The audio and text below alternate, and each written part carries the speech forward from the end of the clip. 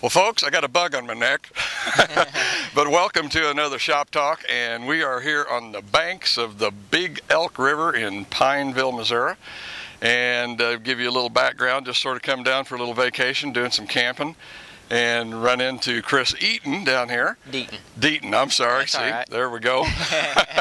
But run into Chris Deaton, and we got to talking a little bit, and I realized I'd seen him running up at Humboldt some, so I asked him, I said, well, Chris, why don't we sit down and do a little shop talk? And Chris, you're from? Wann, Oklahoma. Wann, W-A-N-N. Yes. Okay. Chris, let's talk just a little bit about your racing career. I think you mentioned earlier that you'd been racing for about 10 years. Yeah, 10 years. And how did you get started? Well, we were going to start racing go-karts, and we had bought the go-kart and everything, and I was 13, and the tracks in our area said 14 years old. So instead of going through all the go-kart trouble and then switching to a car, we just bought a car and I started. Okay. And so I started out in pure stock, and then I moved up to factory, and then ran a street stock a couple of times, and now I've been in a Show Me Late model, and now I'm in a modified. Yeah. So. Okay, when you were running the pure stocks, where were you doing that at? I started out at State Line Speedway, just on State Line Road in Coffeyville, Kansas, and then at Mid-America Speedway, which is a mile south of there, in South Coffeyville, Oklahoma. And I ran Friday and Saturday. I was going to say, it sounds like you had the opportunity to run multiple tracks. Yeah, I ran 2 nights a week for about 2.5, 3 years, and then State Line Speedway shut down, and then I just ran on Saturdays most of the time. Any points championships, big wins? I've been second in the points championships, once by like 5 points and once by 10. Yeah. And we had 4 DNFs one of those years. Should have won, but bad luck. Man, no points championships. I was going to say, those were bummers. Yes, they were. I hate those DNFs. They are no fun. No, they're not. So, I haven't, any win to me is a big win, but I haven't had any real big wins, I mean, I guess you could say. I was going to say, that kind of goes along with what might be the high point of your career. Just a feature win here or there? Or? I've had one feature win this year at Humboldt Speedway, and I've made the USMTS show once this year. I tried 3 times, and I was in the position, well, 4 times. I was in the position to make it 3 times, and I messed up. Made a little bit of a bobble, and I ended up not making it. That's all it takes. So, but I did make it the last time they were at Humboldt here. A couple weeks ago, I transferred in the 8th through my heat race. I was happy about that. Yeah, I was going to say, that's a big step right there. Anytime we can make it a race with them guys, that's a good thing. So I was going to say, they have got to be one of the toughest traveling groups there are out there as far as trying to get in the show with them, because most of those guys are all veterans, really experienced, don't make mistakes. There was a bunch of young guys that were outrunning me. I mean, I'm one of the younger guys at 23, but there was some younger than me that were outrunning me. So it's a real tough competition with them guys. Yeah, and now you're also running at Humboldt, though, on a weekly basis. Yeah, we've been there pretty much all year, every week, but I think we missed the first 2, and we've missed 1 here and there, I think. I think we've missed 3 of their shows. Yeah. So, but we're pretty much there every week. So. Yeah. I think your grandpa-to-be in-law that I met fishing here just yesterday was telling me, though, that you have had 2 second-place finishes at Humboldt this year. Let's see. Is that right? In the feature? I've had a couple of top 5s. I finished second at Caney. Okay, Caney the last 2 Saturdays. But Humboldt, I finished in the top 10 when I finished. So we've had some pretty good luck up there, and that's a tough racetrack to get around sometimes. So, and good competition up there. What has really surprised me about Humboldt, I think, has been how close to the wall those guys run when they run that top groove. I was there for that USMTS show on Sunday, and who was it? Jason Hughes was.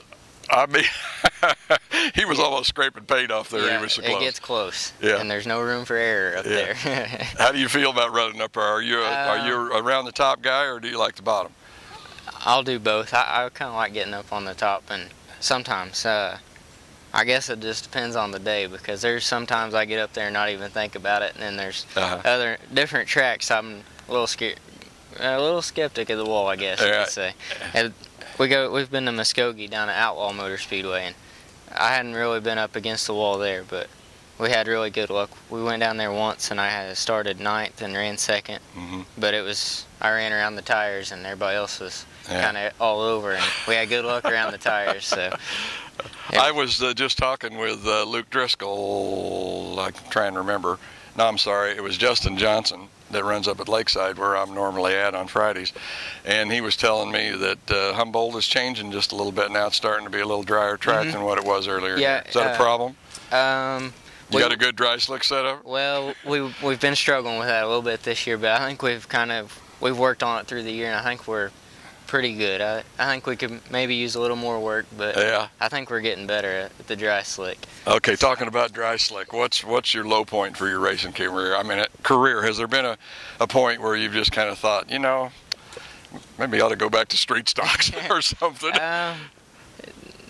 Not when I was running the Show Me late model. I ended up being tied in the runner-up for the Rookie of the Year. I had a couple of DNFs that kind of hurt that, but that was probably, I think I won 3 heat races, and that was a real tough show to make. I mean, they usually drew 18 to 25, sometimes 30 cars, and I think I was in the A every night, but a top 10 was good with them guys. And it just it gets frustrating just running in the top 10 sometimes when you want to win, you know. The top 10 just isn't good enough after a while.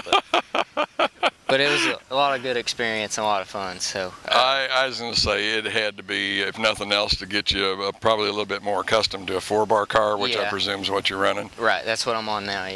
And boy, that would be a big deal running with the late models. Yeah. What is in your future? I mean, is it pretty much you're going to stay with the modifieds for now?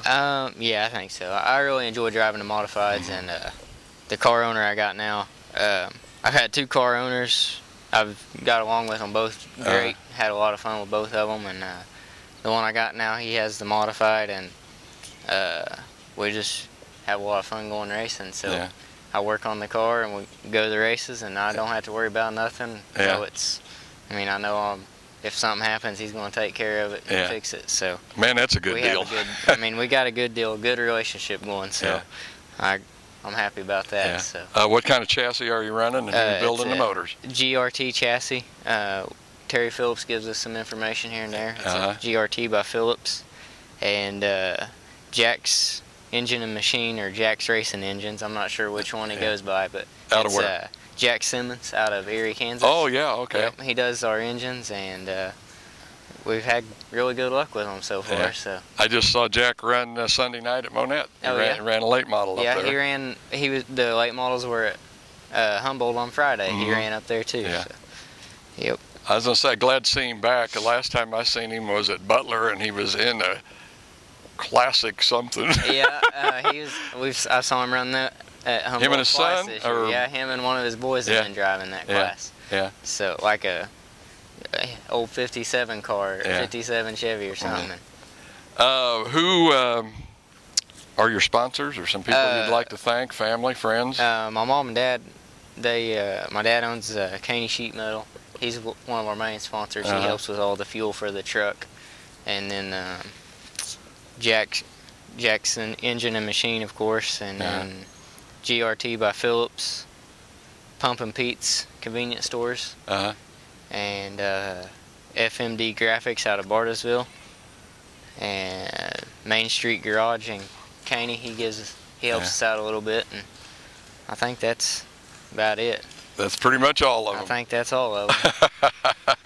I hope I didn't forget any of them. They're all important, so I can't. I was going to say, those guys, they make it happen. Oh, yeah. They really do. We couldn't do it without the sponsors and the fans, that's for sure. I was going to say, there's not a racer out there that couldn't do it without the sponsors. But I kind of wanted to ask you, I know you were piloting a tube today out here on the river. Yeah.